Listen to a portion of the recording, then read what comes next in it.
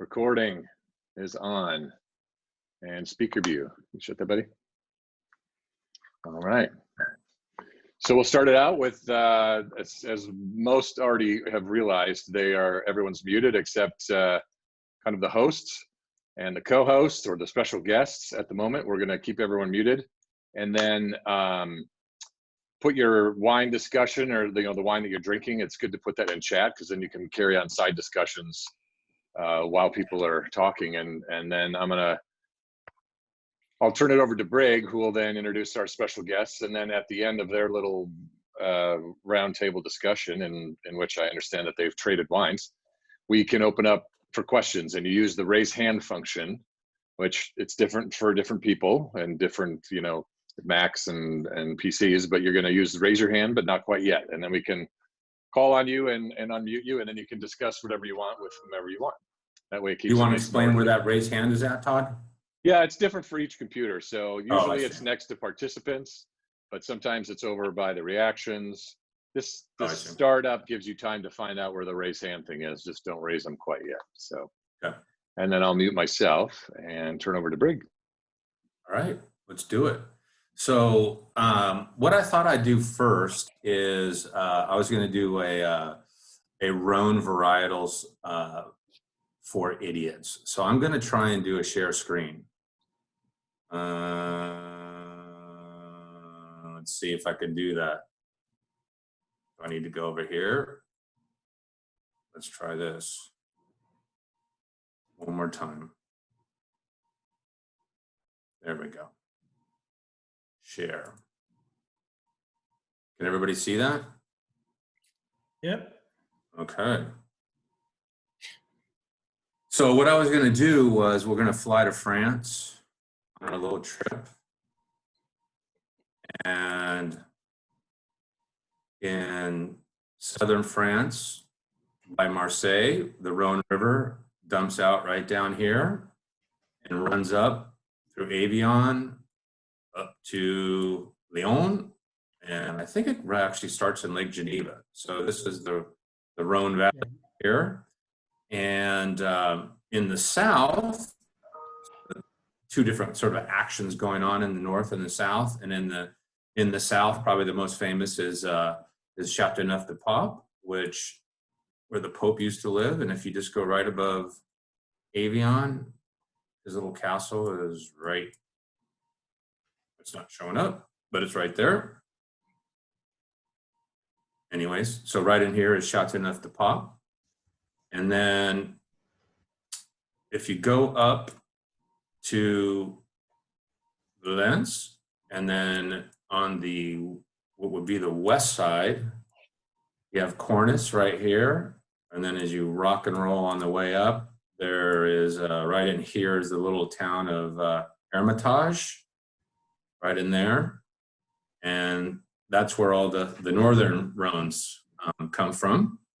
So the north is primarily Syrah based, and then the whites are Viognier, which they actually put in their reds. And I guess maybe one of the guys can talk about that, one of our speakers, if they're doing that. And then Roussanne and Marsanne for the whites. And then in the south, you'll get your sort of classic GSM blends, so they'll be Grenache based with Syrah and Mourvedre, and the whites are also Viognier, Roussanne, and Marsanne. And then there's actually, I think, for Châteauneuf-du-Pape, there's like 13 different varietals that could go into, legally go into it. So there's lots of different grapes that are grown in that area. Many of them are not popular as a single varietal, and Larry can talk about that when it's his turn about his Cinsault that he is doing. And then what I thought I'd do is just take you back, and we're going to zoom into Larry's neighborhood. So go to Santa Barbara, go a little northwest towards Solvang. Tasting room is right here. If you just go east of Ballard, over here is Larry gets fruit from all over the place, but if you go over here, and I'm going to go into graphic mode or satellite mode. This right here is Camp 4, which was planted by Fess Parker, I guess probably in the 90s.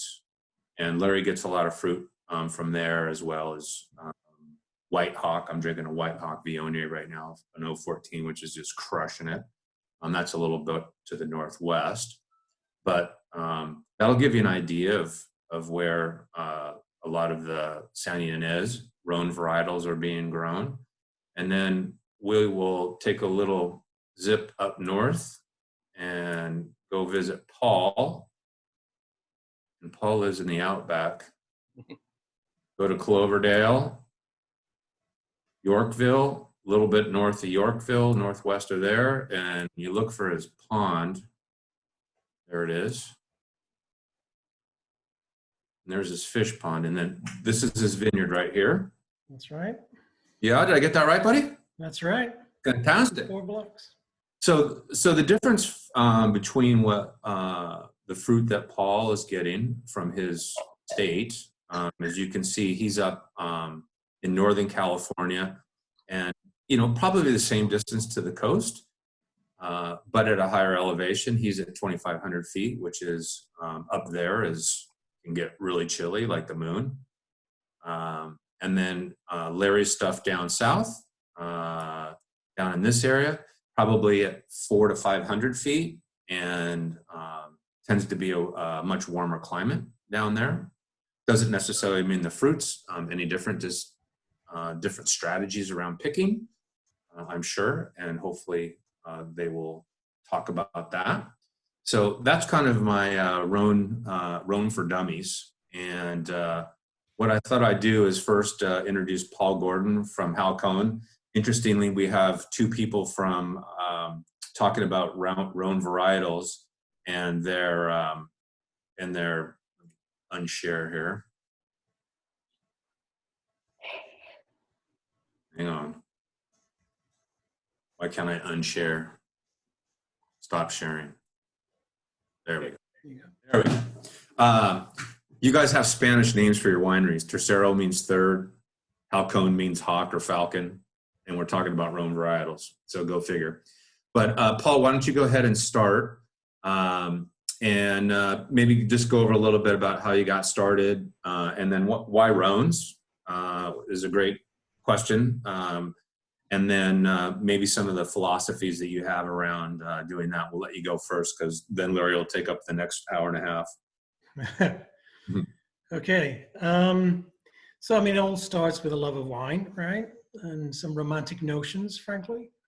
So we started off, in fact, Alan was part of one of these groups where we made a couple of barrels at Crush Pad, got our hands sort of dirty, and, enjoyed and learned the process.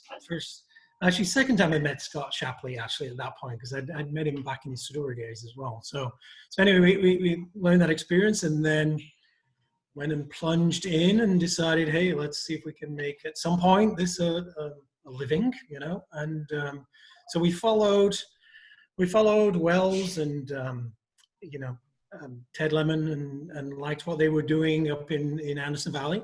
Looked for different properties. Found this one that just struck as somewhere on the edge, somewhere risky, but somewhere maybe you could do something really special. I'd actually found out subsequently that both Wells and Pax had actually looked closely at buying this property. So when he plunged in, did some work with Wells on selecting rootstocks, as well as Stubuli up up further north, and planted it in 2006. So it was bare land before. The pond you saw, we actually built. I always joke that that's my 911 turbo there sitting, because it cost about that same amount of money, so it's not cheap. We've been working the vineyard pretty much greatly hands-on. We have crews that work with us. Obviously, many tasks take a lot of hands to get it done in a reasonable period of time. But for instance, this year, Jackie and I, we pruned about half of 15 acres, which is what we have planted. So sort of why the Rhone? So I mean, certainly that's personally where my palate has gone. Like many of us, I think we started with, our California Zins and California sort of Napa Cabs, sort of migrated to Bordeaux, then had a little flirtation with Burgundy, but never had my epiphany, frankly. And then gravitated to the northern Rhone predominantly, though I do like and appreciate southern Rhones. But I love the Sauvage. I love the wildness of Syrah. I love the northern Rhone has got real terroir. You can really tell the differences between these parcels. Has a bit of that sort of transparency you get from Burgundy as well. So it's sort of my first love, continues to be my love. And when we looked at that property, it sure didn't feel like Burgundy, right? So that's why we plunged in. It was close to where Wells was doing some other Syrahs. Frankly, we learned about the schist soils after we bought it, and so it was just fortuitous. And then obviously some of the matches in terms of the weather to the northern Rhone. Again, we only learned over time, but it is very close to the historical sort of Ampuy numbers, and certainly a lot cooler than the northern Rhone is and has been the last few years. I joke to many people that if you want cold climate Syrah, you're not going to get it from the northern Rhone anymore. And this year looks hot again. I think their average in April is 71 degrees as a high already. So I think they're heading to another hot year. So anyway, so that's the background. We, as I say, we do multiple Syrahs from our vineyard. We have a Grenache blend. We did a small amount of 100% Grenache this year, in 18, I should say. We do a Mourvèdre, and we recently budded over to Roussanne and Marsanne, and we can talk about that later as we taste through the wines. Perfect. Thanks. And Larry, you want to jump in here? Of course. So thank you for having me. Welcome, everyone. I'm sitting here in a hotel room about 15 minutes from my mom. For those of you who don't know, my dad just passed away about a week ago. And so I'm down here. My mom is almost 93. And so just trying to be as close to her as often as I can at this point. So thank you again. Thank you. And I want to correct Brig on one thing to start with, because you know me, I always have to correct. So they're not making GSMs in the Rhone. They're making Rhone blends. So we'll just go backwards on that a little bit. So I started making wine. I did not get into the wine industry originally, even though I started my schooling at UC Davis.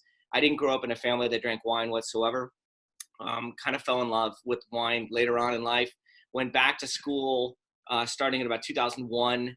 Got up to Davis in 03, graduated in 05 with my master's in viticulture and enology, and then went to work for Fess Parker Winery and Epiphany Cellars down in Santa Barbara County. And I chose Santa Barbara County because I really dig the vibe of the county in general. I think it's much more about the product and less about the pomp and circumstances than other places in California, at least at that time. And one of the other reasons I kind of chose Santa Barbara County is I knew I wanted to get into Rhone varieties. Santa Barbara County is a pretty amazing place because even though the wine growing region is about a 30 by 40 mile, and it may sound large, it's not that large area. Within that area, you've got everything from extreme heat to extreme cool. You got everything from limestone soils to complete sandy soils and everything in between. So I work with vineyards throughout the county that provide me with very different starting materials. And from a Rhone standpoint, I mean, I work with about 10 different Rhone varieties at this point. I'm on the national board of directors of the Rhone Rangers. I'm very much in love with these varieties and feel that they offer as much, if not more value than any other varieties that are out in the marketplace right now. So it's exciting to talk about these varieties. I actually have sitting in front of me here 6 of Paul's wines. So before this tasting, I traded 6 of Paul's wines for 6 of my wines so that we can kind of taste each other's wines as we're going through here, with the caveat that I am tasting very young wines from Paul. And even though Paul is tasting my current releases, they're things like my 13s. So very different ball game. And we can get into winemaking philosophies, et cetera, as we get going. But everything I do is Santa Barbara County, only Santa Barbara County. 98% of what I do is Rhone. I do a couple of sometimes I do a couple of things outside the box. I've done a dry Gewürztraminer, I've done a stainless steel Cab Franc, but for the most part, it's Rhone true and true. All right. Maybe, Paul, if you want to talk a little bit about sort of your winemaking philosophy, you know, sort of what types of intervention you're willing to take, not take, maybe some of your philosophies around, when you harvest and things like that were either inspired by Rhone or inspired by the location of your vineyard? Okay. So just stress want to mention that we are organic, fully organic, and have been from very early on. So we're looking, to a healthy ecosystem in our vineyard, which I think shows later when we go through fermentations. So we'll pick as early as is reasonable. And we don't pick by numbers. We look for signs of reasonable phenolic ripeness. So I don't like green seeds, for instance. So as soon as we see seeds, that are browning and hardening, reasonable color in the pulp, we will pull it at that point. So we're typically taking our Syrahs off, somewhere like 22 and a half, perhaps 23 bricks. On the Grenache, and I'll be to hear what Larry says, she's a bitch to get color, right? It is the hardest grape we've got in terms of that. And so we're always hanging it until we can get color. And frankly, what we're typically hanging until the grapes, the vines want to give up. So the 18 we'll talk about later, we actually picked in November 1st. So there's not much ripening going on after that point, and so we're letting it sit as long as it can, smooth out those mountain tannins, and same with the Mourvèdre. And we're still picking Mourvèdre at like 21 and a half bricks in some cases. The Grenache will put some sugar on, we'll get to 25 bricks on the Grenache, which is nice to be able to, maybe 24, 25. And that's nice to be able to blend with some Syrah and Mourvèdre to balance out that bit of sugar. But mainly it's that we're waiting for the color on the Grenache. The whites we don't have a lot of experience with. We've done 2 vintages now.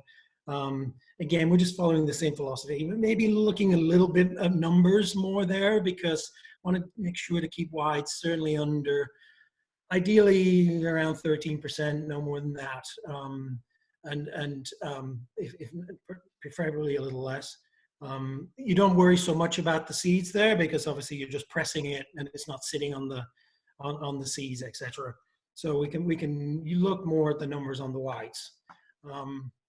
So that's the philosophy. And then in terms of, we have never used commercial yeast ever, except once on a white we previously bought that we could never get to finish fermentation reliably. And that was from a non-organic vineyard, and I think it showed. So we've never had problems fermenting our wines. We punch down, we don't pump over. I like to try to create a little bit of, shall we say, reductive tension if possible. And therefore we never rack, and we try to use puncheons wherever possible. We have gone away from new oak, so the last 2 years we haven't used any new oak at all. Previously, we're using a little bit because we wanted to buy puncheons, which have been hard to acquire used. I did find a puncheon source recently that allowed us to get away from that as well. Early on, we used 30% whole cluster on our first 2 vintages, and I think it's integrated pretty well. I saw somebody was drinking a 10. I think that is integrated reasonably well, but still has a slightly different character. So, I just quickly decided that, hey, we don't need the oak. And increase the use of stems. So we started off fully destemming, and as we started to see lignification on the stems, or at least the hardening of the stems, we started to increase the use of stems. So now we have sort of a baseline of 50%, and we're using 100% on one of the wines, and creeping over to more like 60% of the time. But we like the effect, we like the sort of tannin effect and the aromatics we get from it. And we go between 12 and 16 months on barrel aging. Perfect. I think that's good. A comment on the Wild Child Grenache, and then maybe expand on, because you have more experience with the whites, on sort of what you're doing. You seem to be doing probably the best Rhone whites in California. You talking to me? Yeah, I'm talking to you. Well, I'm certainly not going to say that. There's some people making some great stuff out there. So my philosophy of winemaking, my philosophy in wine in general has certainly evolved over the last 15 years after getting out of school.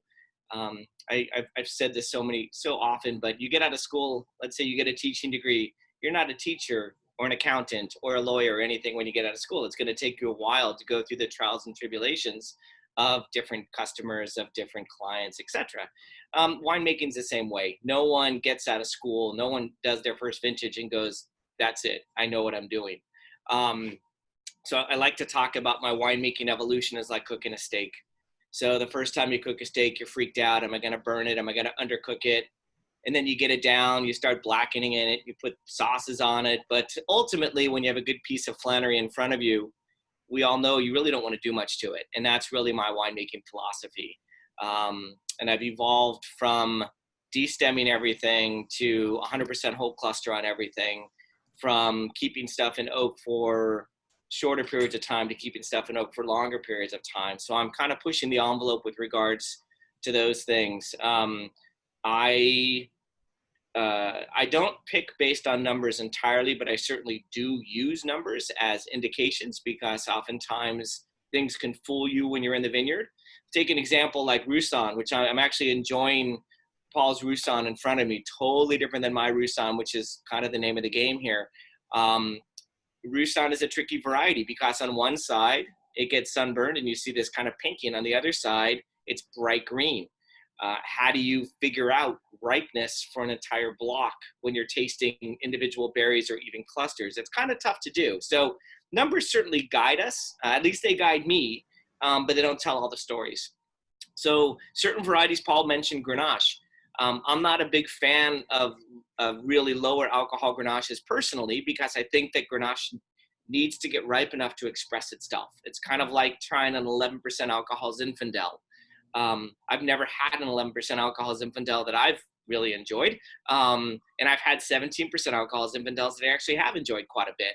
I think that varietal character sometimes trumps sugar. So when it comes to something like Grenache, Grenache tells you when it's ready to pick.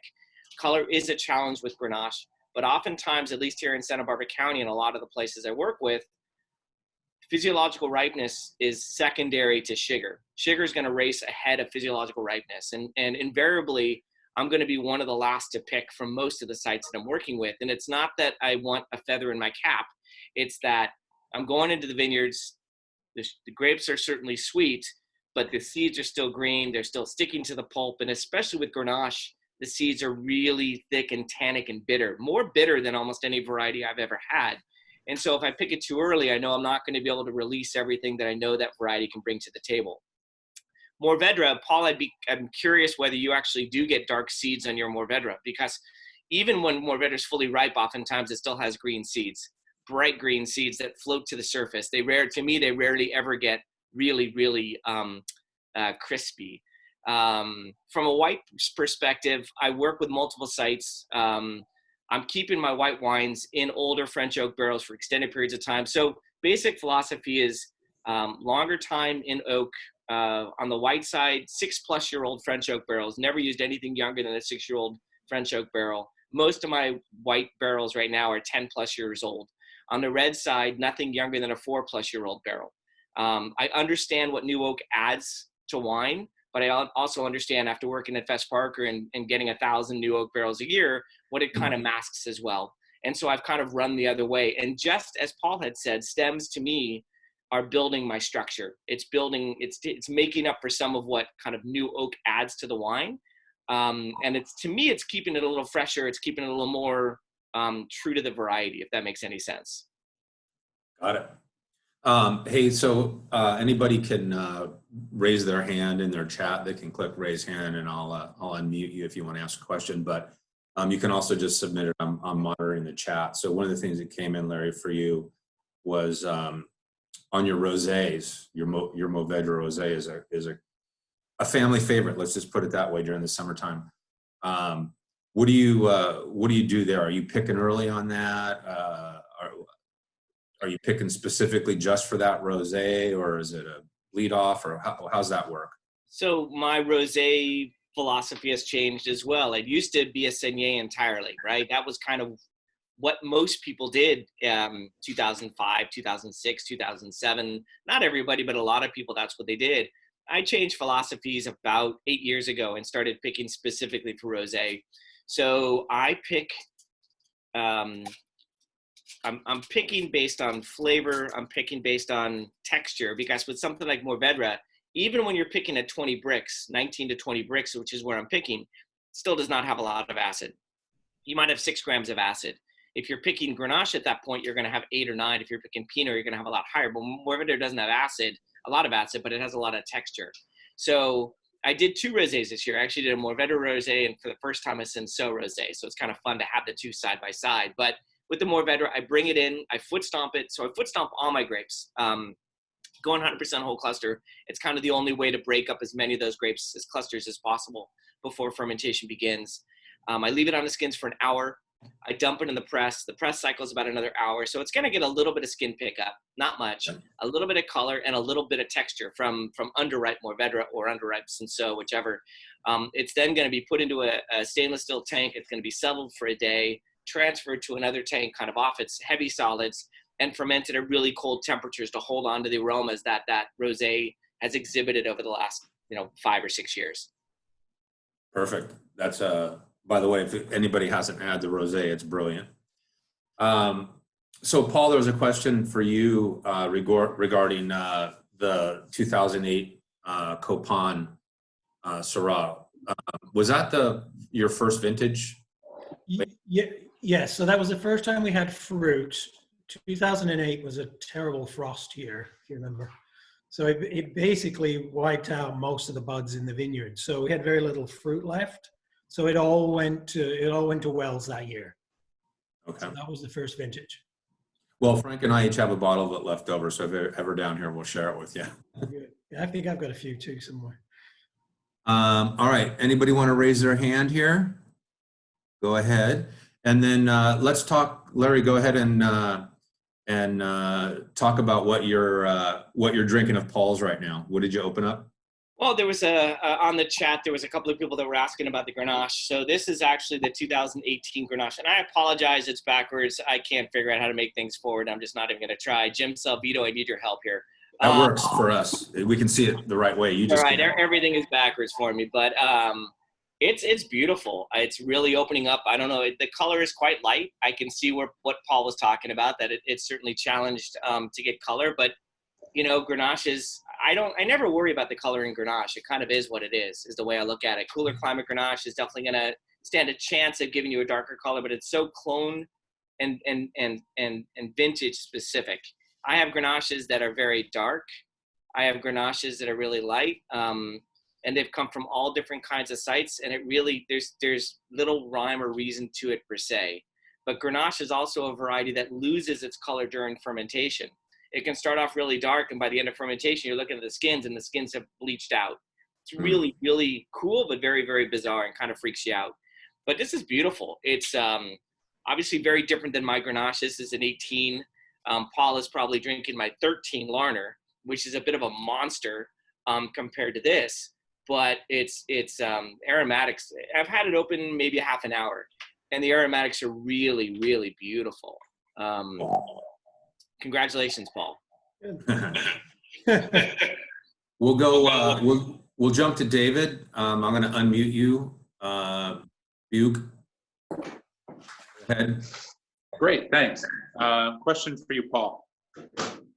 Your blend, the Grenache Mourvèdre Syrah blend, are you co-fermenting, or are you fermenting each of those separately and then blending the wines? No, so we co-ferment. So historically, what we would do is co-ferment the Grenache and Mourvèdre, and then blend in a little Syrah later.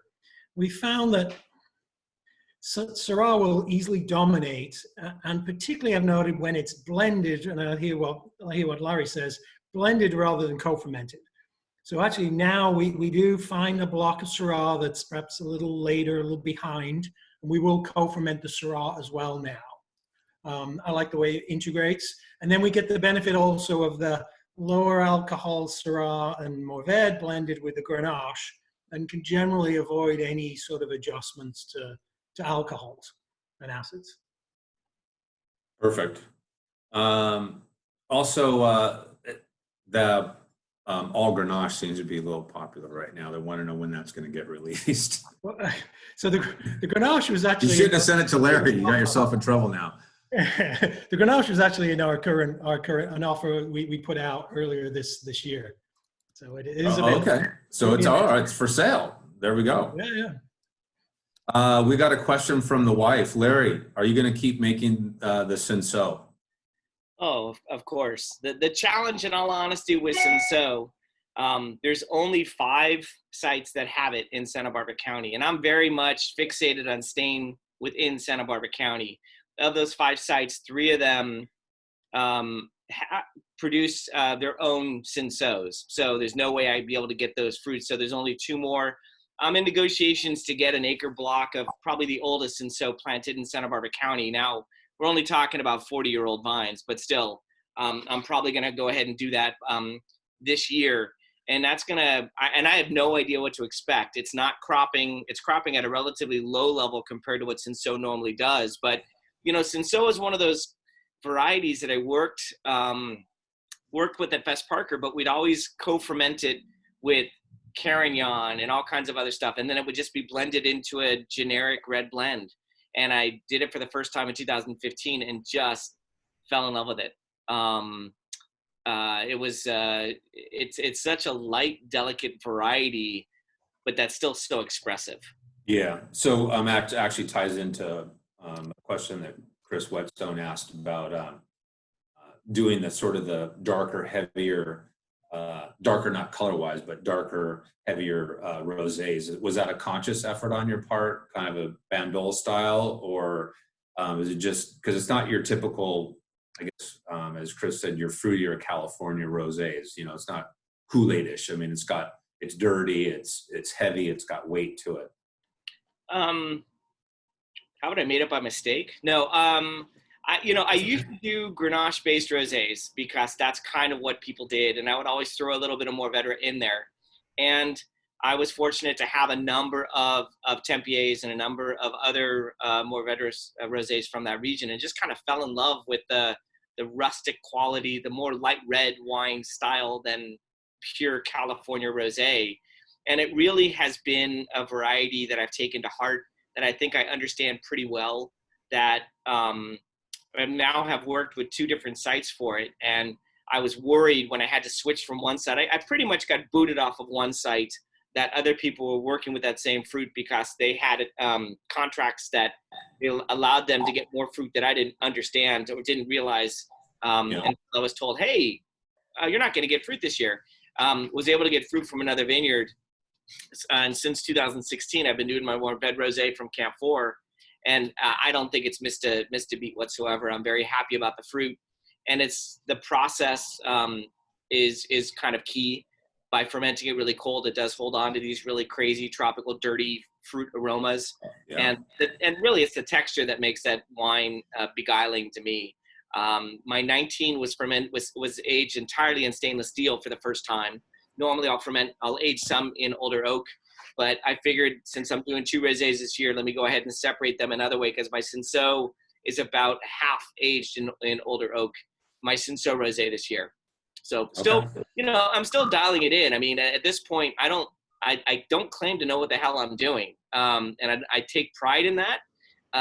It's, I guess it's kind of the difference between a chef and a cook, right? I'm not trying to replicate. I'm trying to continue to evolve and understand what I'm doing and tweak things slightly to see what I can accomplish. Cool. So, Paul, what are you drinking of Larry's right now? So I'm going to go back into his Roussanne. So I was going to start with the whites, obviously. Very classic Roussanne, lovely sort of a dusty note on the nose that I really appreciate. Sort of earthy, bit of funky, and lots of nice fruit. Typical sort of got a little weight to the palate, which is classic sort of Southern Rhone whites, which is I really appreciate. Yeah, not going to be confused with a Sauvignon Blanc. Mm-hmm. It's really it's lovely. And it's, you know, the challenge with Rhone, and I'm having, and by the way, I'm having Paul's 18 right now in front of me. And it's really interesting to compare and contrast the two, because Rhone really is a chameleon of a wine in that it changes itself quite a bit over time. And it starts off kind of demure. The texture comes out over time. And that's really what makes Rhone Rhone. It's I tell people all the time, Rhone reminds me of bourbon, reminds me of whiskey in the best of ways. Just in terms of the fact that it's all textural based. It's that mouth coating quality that just makes it so, Rhone and Marsanne, so distinct from other white varieties, and ageable as well. I certainly have enjoyed older Rhones that have continued. I mean, Rhone can take on kind of that nutty, oxidized, almost oxidized quality that actually works in its favor over time. Totally. Yeah, well, your Rhons with age on it are just phenomenal. Yeah, I just say about our Rhone, it is a bit of a almost slightly freakish wine, frankly, because we budded over we had some 174 Syrah that we didn't appreciate much. We made the stupid mistake of not planting any white, so we budded it over. And a couple of people asked me about that. It's like, you know, it's retaining the older root stock, so these really are in effect older plants, but we just get to slip a little bud in there and change its variety. So, you know, we do that a little later in Anderson Valley because we get rain often well into early May. So we don't bud over until the end of May. So this was on a late cycle. So we didn't pick it till the 28th of October. There was about to be a third rainstorm and it was just going to rot to hell if we just left it one more time. And it came in and it's just over 11% alcohol. So it is little strange, a little unusual, and Yeah. not, you know, we made it in 19. It's much more closer, I think, a little bit closer to Larry's. It's a little rounder on the palate and more typical. So I think it's a little bit unusual. I like to say it's a mix between Beaucastel Blanc and a Chablis. So it's very high acid. Don't sell yourself short. It's beautiful. It very different than mine. It's very demure aromatically, and texturally it doesn't have, kind of like you said, it doesn't have that crazy richness. But I'm really curious. I'm gonna have to get a couple of these bottles to sit down for a while because I'll be really curious to see what the test of time does for them. Yeah, it definitely shows better the next day. If you open it up and stick it in the fridge for 24 hours, it definitely shows better with a little bit of time. Well, seeing it's just me drinking 6 of your wines, I think I'm going to be enjoying these over the next couple of days. Hey, Paul, someone had asked about the weather up in your neck of the woods, and you got snow recently. I guess maybe this big storm that came through 10 days ago or so. So we've avoided much in the way of snow this April, which is always our big fear. We did get a little bit of frost damage though the first week. We got down to 28 one night, and just a few early over-eager buds got themselves fried, but nothing meaningful. So we've learned, by the way, we always prune the first week or second week of March just to keep them back. And this year there was one block we did a bit earlier. We got a little bit ahead of ourselves. Fortunately, we knew that, and so we left a few extra buds, so we can accommodate a little bit of frost damage. But no, there was snow earlier in January, but no April snow this year, thank goodness. Good. Alan Rouse out there. Alan, I can't believe you haven't raised your hand. Should I just unmute you? I mean, you must have something to say. He's trying. I have no idea if I raised my hand. There you go, Alan. Are you there? I'm here. Can you hear me? Yeah. All right. But hey, did I raise my hand? If I did, it was a mistake. No, you didn't. I just raised your hand for you because I know you always have a question. Man, I've hung out with Paul so long, I can't really think of anything to ask him. What are you drinking? Yeah, well, I am drinking a 2011 Copan Halcon Syrah, and it is really good. Nice. I apologize to Paul. I don't have any of his label at home at the moment, and getting to the locker is kind of restricted right now. So, A little bit. but I happen to have this. 11 was the crazy cold year. We did manage to get it ripe, but we only had half a ton an acre. If we'd had any more than that, forget it. Wow. Well, That's not very much. Half a ton. Oof. Rick, Well, question Alan wants to it ask. came out really well. Brig? Frank? Frank? Yes, Alan had a question for Larry. Larry, forgive me if this is a known fact, but I don't know the answer. Have you made a Pinot Noir to date yet? According to Faultacular, I have, but I have not. So, yeah. In fact, Brig actually has a note on my Pinot. I There's I wrote a tasting note on the barrel sample, just to be a dick. I brought a barrel sample of my Cinsault down to Faultacular a couple of years back and labeled it as a Santa Maria Valley Pinot Noir just to see what people would say. And because Cinsault really has this crazy combination of whole cluster Pinot meets kind of underripe Grenache. Definitely has some of those same kind of tea leaf characteristics, underripe strawberry characteristics. So, Brig, it's okay. I don't hold it against you. And I wear that as a badge of honor that I've got one up. I learned a long time ago, my dad always told me never say never. So, I wouldn't be surprised if at some point you'll see a Pinot coming out from me. All right. All right, we look forward to that. Buke, you're unmuted. Hey, Larry. David. So I'm drinking the 12 Larner, and a couple of weeks ago I had the 12 Camp 4 Mourvedre. Yeah. So really different wines. You know, the Larner's a little more kind of full dark fruit Mourvedre. The Camp 4 seemed a little bit more kind of strawberry toned, maybe, you know, kind of lighter. But I'm curious, you know, what red Mourvedres are you going to continue with? Because not really sure, you know, which ones are you kind of settled on as the ones you want to do? Well, up until 2009, the only Mourvedre I got was Camp 4. And it was a very bright, fruit-forward Mourvedre, had spice, didn't have a lot of the Mourvedre funk. Though I have recently had an 07, which I will wear. That was a wine that Robert Parker didn't review, but posted his note saying lacking fruit and largely a mistake. I'll wear that proudly. But in 2010, I started getting Larner fruit. And the Larner Mourvedre is just the yin to the yang from Camp 4. And to me, that's kind of what winemaking's about in Santa Barbara County. We have so many different sites that provide us with such diverse fruit that I really want to pay homage to that. Uh-oh. What year is that, Jim? Jim is holding up. Oh, it looks like an 08 or 09. So that would have been all, well, I can't see, but that would have been, what year? It's 2010. 2010. So that was the first year that I blended some Larner stuff in. So from 2010 on, I've continued to get Larner.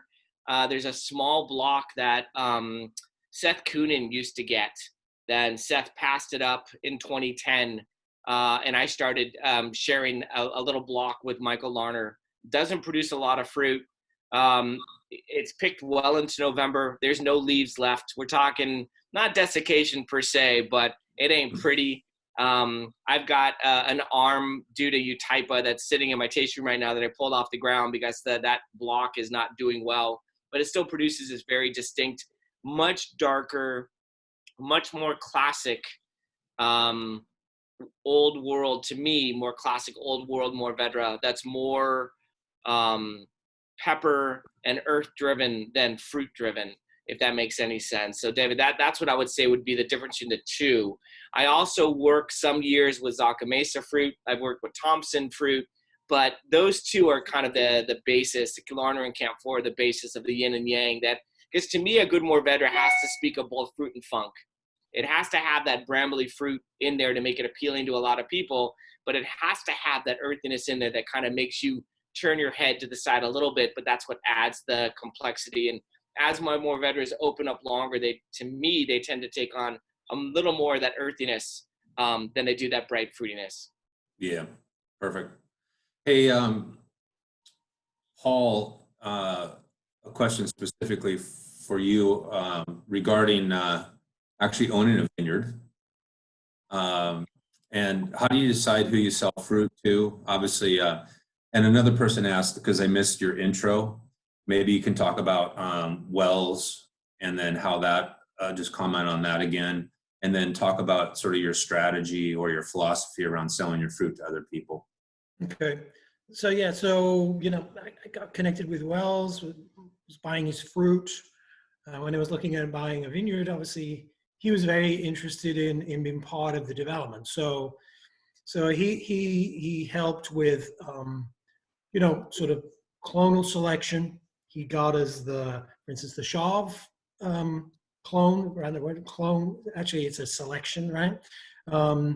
And just generally was very instrumental in saying what to plant.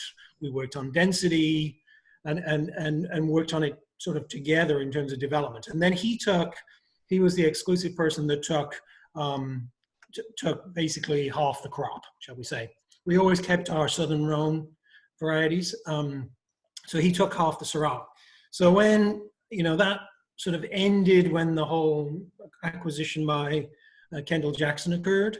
And then, we were looking for complementary people that in a way wanted to keep making wine like Wells did, right? So I actually knew Scott Schultz from selling him some wine when he was actually working with Red. He was actually working with Red in Napa and started making wine. So I sort of knew Scott from that period. So we started selling him wine, and Pax has taken some fruit at various times and gone into his blends. And then, it became just occasional, friends we made along the way. We got to meet Mike Smith through Brian, and so, it's good to have somebody that does something a little different, right? So he's perhaps on a little larger scale certainly compared to Scott Schultz. And so we always give Mike, the stuff that's perhaps a little riper, and that fits his style perfectly. So it's nice to have that complementary thing. I'll be honest that sometimes Scott's like, well, I'd love to get the exclusive. And I said, well, do you want that slightly riper fruit? Because then we give that Mike, and that can be a useful sort of relationship. And he's always, oh yeah, good idea. So, it's all finding complementary. Scott will tend to pick maybe a week ahead of us. He maybe picks on the numbers a little bit more than we do. But then it allows us to work around the blocks and the clones and find something that works for really all three of us is the main buyers. Yeah, so I'll ask a question on that just to follow up. So do you care? Do you have a style that you would want your vineyard to represent? And so you don't want people picking real late or real early, or you just trust? Well, I think knock yourself out. Yeah. I think they can select, but we're in a pretty narrow range anyway. So nobody's going to make sort of large alcohol wine out of our vineyard anyway. There's not enough time to do it, right? Would I object if somebody went the other way to extreme and started picking something really lean and mean? Good question. I've never had to have that decision. So, but that is something where I probably would bulk out if we were seeing them go too far the other way. But fortunately, we've created very good complementary relationships with our buyers. So we've never had to cross that bridge. Got it. Alan, I'm going to unmute you right there. Hey, Paul. So I'm the Tom Hill of Halcon. I've followed Paul from even before the start. That's right. But so I wanted to ask Paul, as the wines have changed, particularly in the past maybe 3 years, with I think more stems, less oak, and I wondered if he could describe what prompted that, how his thinking changed from the earlier years. Was he more influenced by Wells, for example, earlier on, or not? And then what were the influences later on that led to what I think are really even better wines today, although like this 11 is spectacular right now. So oak was definitely, we went in 30% because that was sort of on the low end of most people at the time, right? So that was simply, we scaled that back after 2 years, right? So 2 years give us time to get some in the barrel, right? So if you're going 16 months, you get to experience it, and and that's my palate moving too, right? So I'm really appreciating less oak. You don't find me drinking gals anymore or anything like that. So I favor the guys that are old school. So that's just following my palate and Jackie's palate to get away from the oak. And anything we sort of did after that was really just enough to keep it in the program. On the stems, we made a fairly deliberate decision to understand our fruit, right? So I must admit, Wells went in with stems because that was his standard operating procedure. And we went in and de-stemmed it to try and understand it perhaps a little better and say, well, what's the raw material? And it was interesting that we sort of started merging just as he was, just as the sale occurred. He was backing off his stems a touch and we were increasing our stems until we were sort of about 50% each around that sort of 2013 time. So it's really, we looked for them to mature because we didn't want something overly green. And then it's just been a case of increasing it sort of until you go, that's just about right. So it is a bit of experimentation, and thanks for everybody to buy our wine while we experiment. Because that's the reality of it. Some people want to talk Syrah out there. Nate, we're making more Syrah, and he wants to buy some aged ones from you.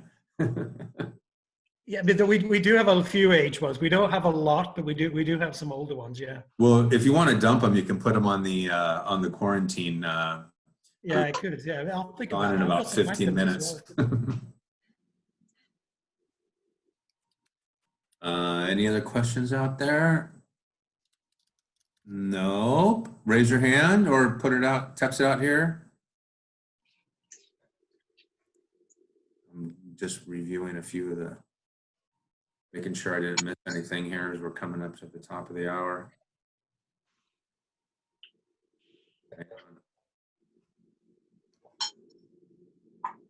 All right. So real quick, I think everybody knows there's both these guys have offers out in the relief quarantine relief forum on Wine Berserkers. And just as a reference, I think depending on the winery, we've always got a great deal on Berserker Day from a lot of these guys. Both these wineries participate, and then,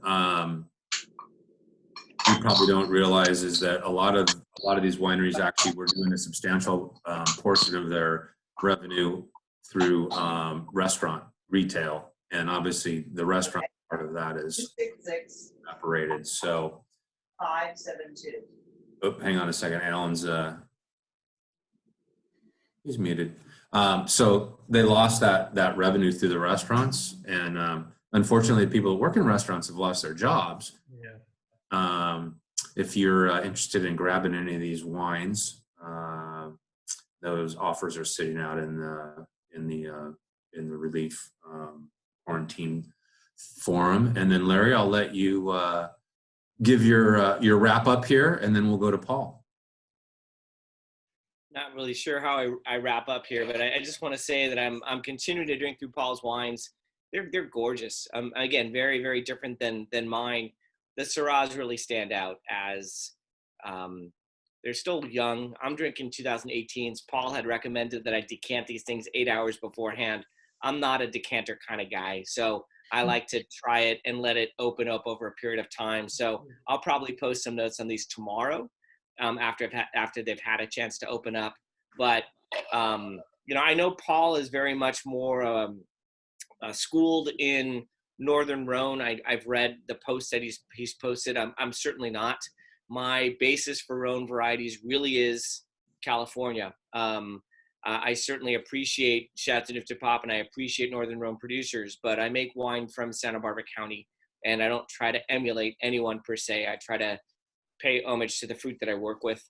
As I said, I make about a dozen different wines. I have been very active kind of from the get-go on Berserkers, and it's I'm a very communicative person, and I tend to be an educator. My dad was a teacher for 30 years, and I think that gene has kind of come to me, and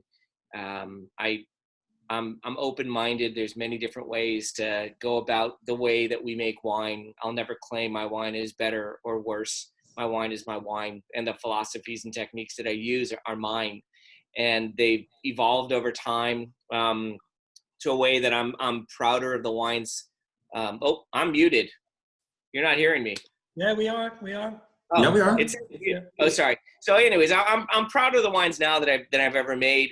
And I'm one short little thing. I've run across a couple of songwriters, and I'll always ask them, "What do you think of the songs you wrote 10, 15 years ago?" And they always look at me like, "But at the time, right? That was you made those songs at that time. That was where you were. That was your knowledge base." And winemaking is kind of that same way. I can't go back in time. I can't remake the wines that I've made. I'm very proud of all the wines that I've made. Would I make the wines in the same style? In some cases, yes. In some cases, no. But whether it's the reductive style that I make my wines in, the fact they don't rack or screw caps, my wines have really stood the test of time. And I've been fortunate to open up some of my older wines and been very, very happy about how they've evolved. So if you haven't tried my wines, give them a shot. If you don't like them, believe me, I'll give you your money back. I have no problem with that. But I'm very proud of the wines that I put forth, and my goal is just to expose them to as many people as possible. So thank you, Greg, for the opportunity. Todd, who is no longer here. Frank, for all of your assistance as well, and everyone for joining us tonight. Really do appreciate it. I think the Packers are on the clock for the NFL draft at his computer right now. So Paul, also, can you just comment on your two Syrahs in the release? There was a question asked about what's the difference. So, Greg, can I interrupt there and sort of expand on that question before he answers? You go, David. So I'm drinking the 16 Wild Farm Halcon Vineyard Syrah because that's the oldest wine I have from your vineyard. Everything else I have from your vineyard is newer and also newer in terms of having been shipped.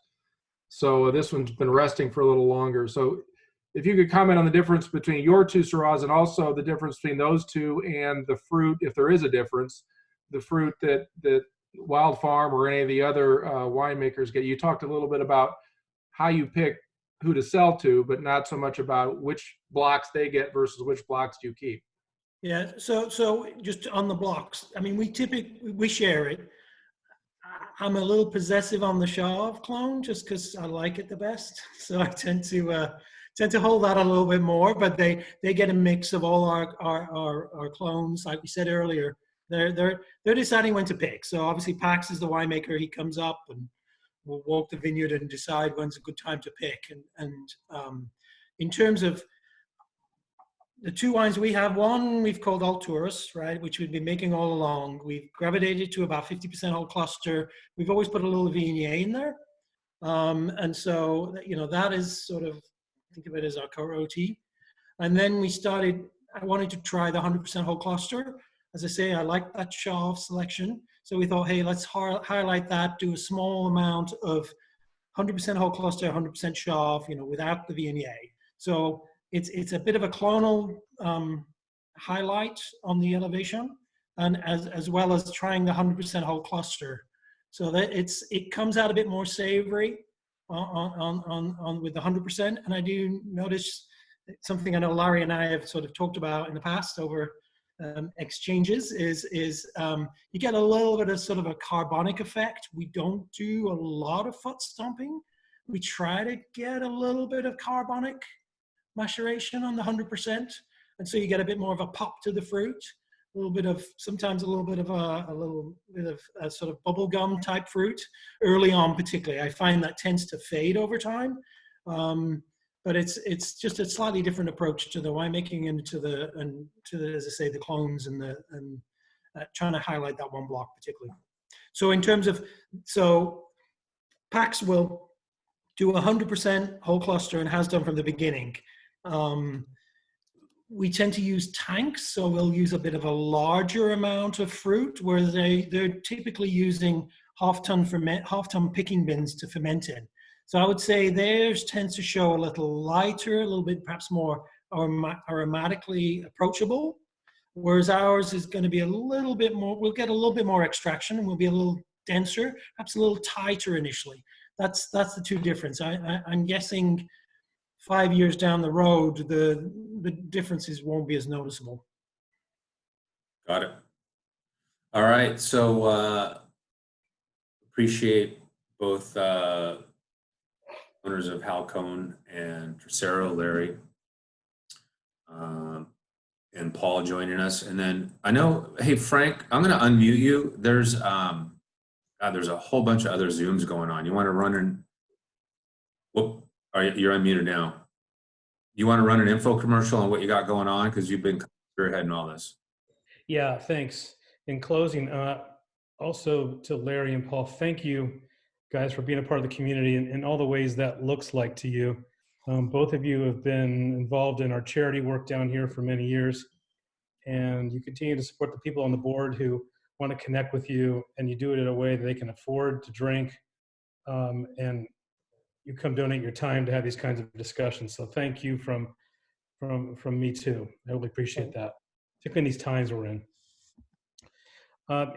So this Zoom tonight is just one of a series that we're trying to do, which is creatively keep producing things for you to keep us connected, talking, having conversation, meeting new people, and all the social aspects that have been turned off for many of us now for weeks.